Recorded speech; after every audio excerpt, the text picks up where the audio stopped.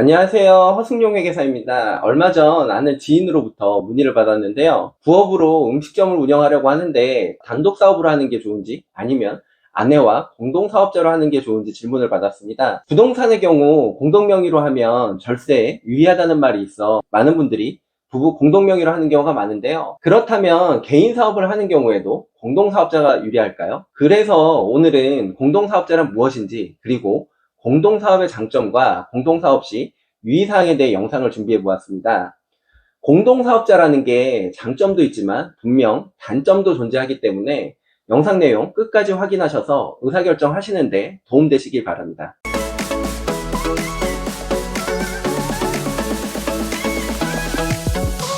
사업자의 명의가 한 사람인 경우를 단독 사업자라고 하고요. 사업자의 명의가 둘 이상인 경우를 공동사업자라고 합니다. 공동사업이란 2명 이상이 하나의 사업을 같이 하게 돼서 공동사업자로 등록하게 되는 경우를 말하는데요. 흔히 동업이라고 하면 공동사업자인 경우가 많습니다. 그렇다면 공동사업을 하게 되는 이유는 뭘까요? 크게는 세 가지가 있습니다. 첫 번째는 소득세 절감입니다. 소득세는 초과 누진세율 구조로 되어 있어 소득이 커질수록 소득세가 더 크게 증가하기 때문에 소득 금액이 높을수록 소득세 부담이 크게 증가하게 됩니다.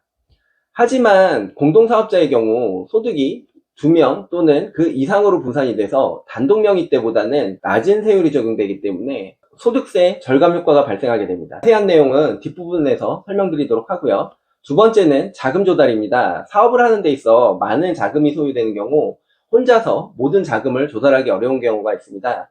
예를 들어 식당을 창업하는데 초기 인테리어 비용, 보증금, 종업원 급여 등 거액의 자금이 소요될 때 공동사업을 하게 되면 자금 조달에 대한 부담을 덜 수 있기 때문입니다. 세 번째는 경영의 효율성입니다.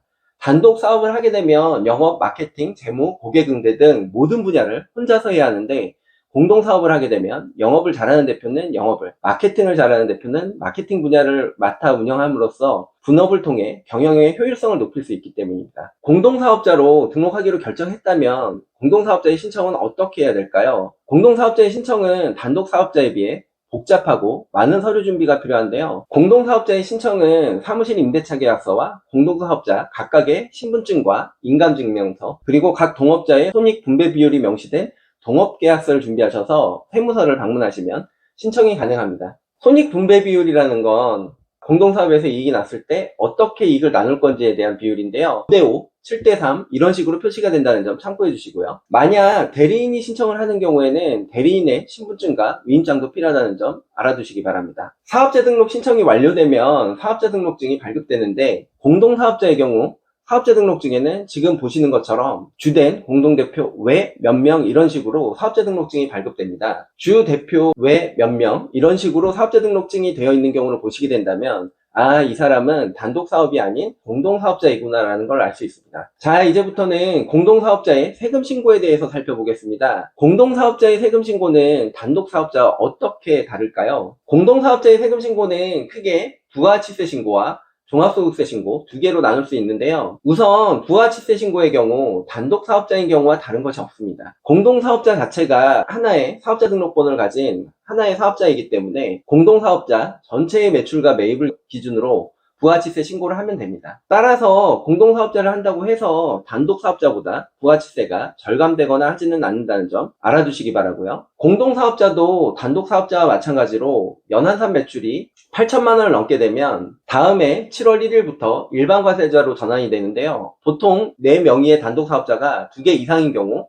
1개의 사업자가 일반과세자로 전환이 되면 다른 사업자도 일반과세자로 전환되는데요. 하지만 공동사업자의 경우 단독사업자와 별개로 취급되기 때문에 내 명의의 단독사업자가 일반과세자로 전환된다고 해서 내가 속한 공동사업자가 간이과세자에서 일반과세자로 자동 전환되지 않는다는 점 알아두시기 바랍니다. 일반과세자 전환 때문에 고민이신 분이라면 공동사업자를 활용해서 간이과세자를 유지할 수 있는 하나의 팁이 될 수 있으니까 참고해 주시기 바랍니다. 다음으로는 종합소득세 신고입니다. 공동사업자는 소득세법상 한 해의 거주자로 취급을 받는데요. 소득금액을 계산하는 데 있어 한 사람으로 취급받는 것으로 이해해 주시면 됩니다. 따라서 해당 공동사업자의 수익과 비용을 계산해서 소득금액을 계산하게 되고, 그 소득금액을 각 공동사업자의 손익 분배 비율로 소득금액을 나누어 각 개인 대표에게 배분하게 됩니다. 예를 들어 개인 A와 B가 공동사업자로 등록했는데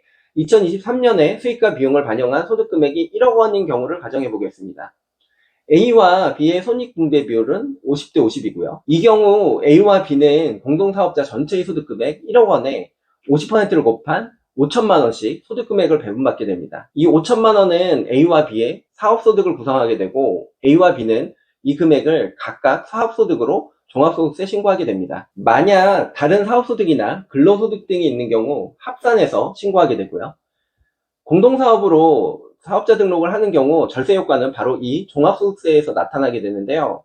소득금액 1억 원을 단독 명의로 신고하는 경우 소득세는 약 1,896만 5천 원으로 계산됩니다. 지방소득세는 고려하지 않았고요. 만약 공동사업으로 등록해서 각각 5천만 원씩 소득세 신고를 하는 경우 한 사람당 소득세는 594만 5천 원, 두 사람 합계 1,189만 원으로 약 700만 원 정도 적게 됩니다. 단독 사업의 경우 한계세율이 35%이지만 공동사업의 경우 소득 분산으로 인해 한계세율이 15%로 낮아지게 돼서 소득세 절세 효과가 발생하게 되는 건데요. 순이익이 높아서 종합소득세 때문에 고민이시라면 공동사업자 등록을 통해 이 부분을 잘 활용해 보시면 좋을 거라 생각됩니다. 특히 순이익은 높은데 자금 활용 등에 대한 불편함 때문에 법인으로 전환하는 건 꺼려지시는 분들이 있다면 공동사업자 제도를 고려해 보시면 좋을 것 같습니다. 소득세 절세 효과를 고려하면 공동사업자가 좋아 보이긴 하는데 유의하셔야 하는 사항이 있습니다. 첫 번째, 가족과 같은 특수관계인과 공동사업을 할 때 일정 요건에 해당이 되면 특수관계인의 공동사업 소득금액이 주된 공동사업자 한 사람의 소득금액에 합산돼서 소득세가 부과될 수 있다는 건데요.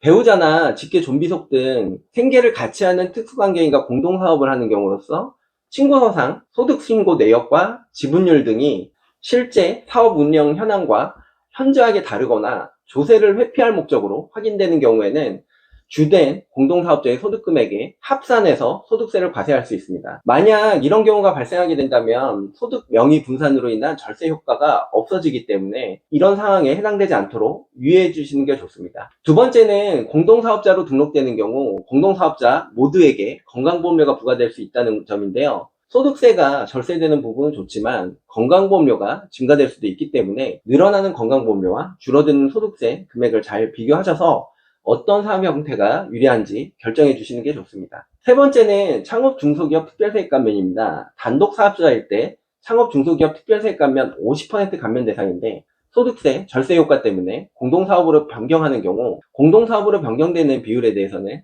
창업 중소기업 특별세액 감면 대상에서 제외됩니다. 이 부분을 고려하지 않고 공동사업자로 변경하셨다가 창업 중소기업 특별세액 감면 배제로 인해 세금이 늘어날 수 있다는 점 꼭 기억해 주시기 바랍니다. 마지막으로 공동사업의 경우 말 그대로 동업이기 때문에 동업계약서를 잘 작성하는 것이 필요합니다. 특히 동업의 대상이 제3자인 경우 항상 분쟁의 불씨를 내재하고 있기 때문에 동업계약서 작성이 무엇보다 중요한데요. 누가 얼마의 금액을 언제까지 출자할 것인지, 그리고 사업의 지분은 누가 얼마나 가질 것인지, 그리고 이익이나 손실이 났을 때 어떻게 배분하고 정산할 것인지, 만약에 동업자의 지분을 양도하게 될 때 어떻게 협의하고 진행할지, 그리고 사업을 정리할 때 남은 재산은 어떻게 분배할지 등 중요한 내용에 대해서 계약서에 최대한 반영해 넣는 것이 분쟁의 불씨를 예방하는 데 도움이 될 수 있습니다. 이 부분은 전문적인 법률 지식이 필요하기 때문에 필요하시다면 법률 전문가의 도움을 꼭 받아서 진행해 주시길 당부드립니다. 지금까지 공동사업자의 개념과 장점, 그리고 공동사업자 등록 시 유의사항에 대해 설명을 드렸는데요. 반드시 내가 처한 상황에서 공동사업자의 장점과 단점을 잘 따져보시고 진행해 주시기 바라고요. 만약 혼자서 결정하시기 어려우시다면 주변 세무 전문가와 상의해 주시길 당부드리면서 오늘의 영상을 마치도록 하겠습니다. 이상 허승용 회계사였습니다. 감사합니다.